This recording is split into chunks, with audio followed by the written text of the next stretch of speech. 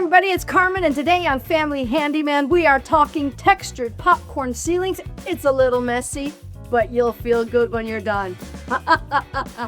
So I'm just gonna tape along all the bottom edge to make sure that I have a nice cutoff line. This is really important when you have a different colored wall to the ceiling, but it's really important, especially if you have a different color on the wall, that you use good painter's tape and you get a nice seal along the edge. This will avoid a ton of touch-ups and give you a crisp line.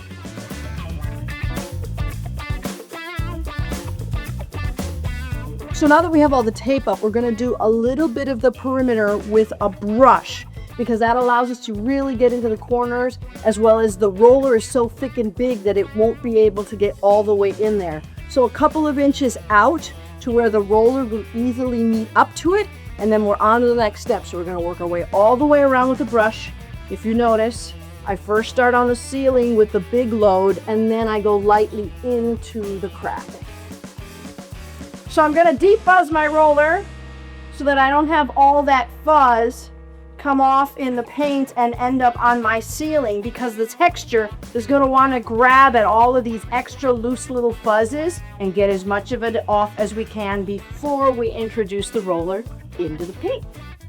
All right, so the fun begins. The whole secret is a nice heavy load of paint, and then you're gonna go in X's and W's. Don't try to just go back and forth, because you're gonna miss the little nooks and crannies. So by going in X's and W's, you're kind of forcing the paint into all the highs and the lows of the texture. So here we go.